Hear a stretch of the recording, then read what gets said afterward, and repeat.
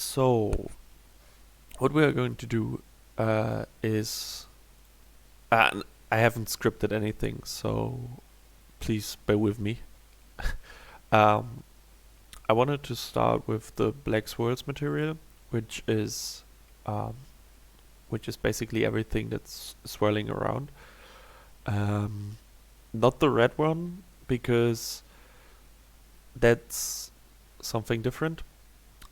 For the red one, I used an opaque material, while for the swirls, I just used a basic material setup with a penna and a depth fade. So when I plug them into the map, it fades out at the bottom. So this one, this mesh material. Where's mesh material? Let's take a look at that. This is basically the same, but with the opacity masks, so it's opaque. In the alpha channel of this texture, I did it looks like this.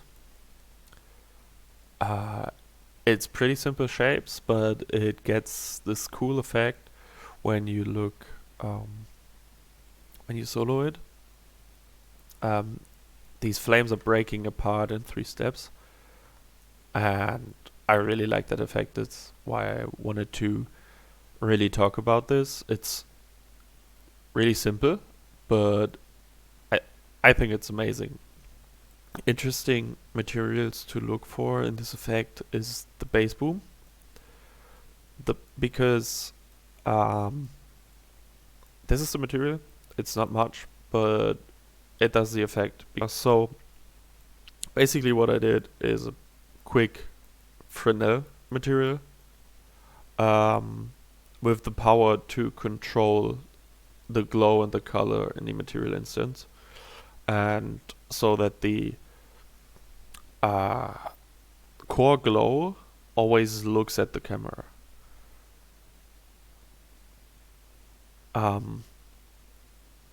And I use the same texture as a dissolve, so you can see it in generator.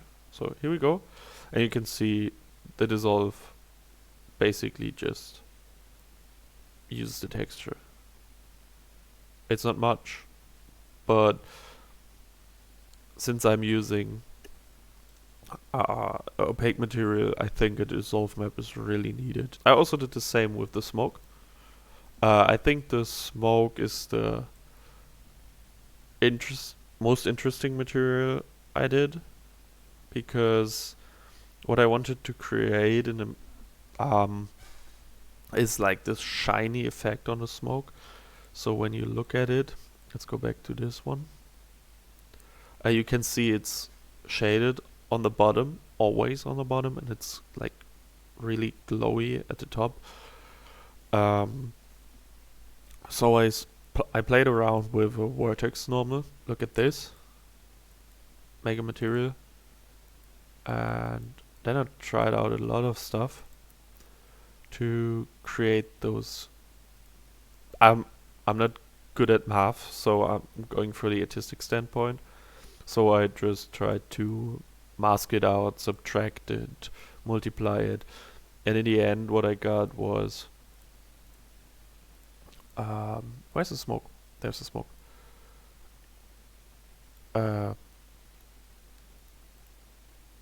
Was this one? So these are the math I use to create a vertex normal shading for 45 degrees. So the idea is when I shoot out the effect on the right side, it's lit on top.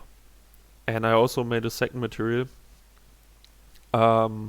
which is the opposite side, just so we have both those glowy bits. I probably should have made a material instance and made it controllable in this effect if I was thinking about optimization while doing the effect, but I just wanted to look cool. So here I did a little bit of penna setup. Not much, just controlling the speed of the smoke rotation so that it's rolling outwards. Then again, I did a vertex normal, so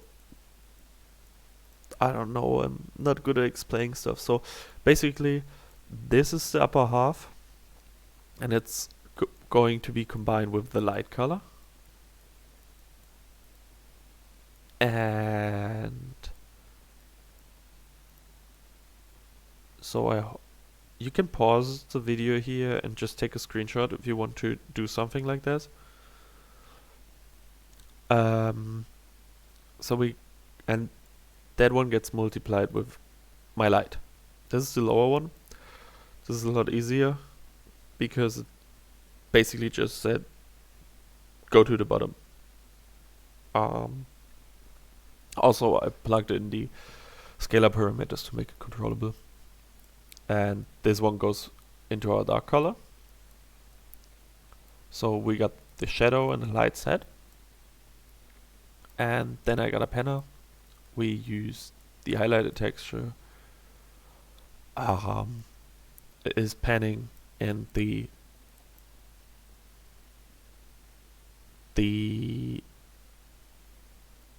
world position offset is panning. Yeah, then it's just a lot of tweaking and doing stuff, coloring. Maybe just because I got these flaming spikes, these are interesting, might be interesting. It's a simple trick, because I did that material,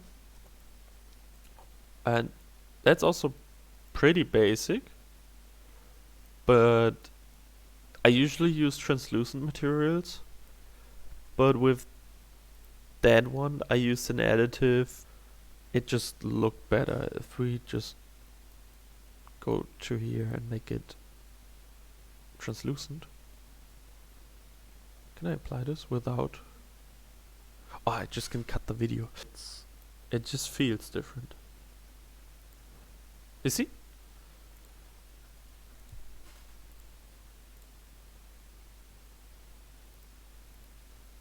So with the additive, I just felt it works better. But yeah, I hope that helps. Sorry for my rambling, that was my first time. I hope that helps. Sorry for taking so long. See you guys in the forum.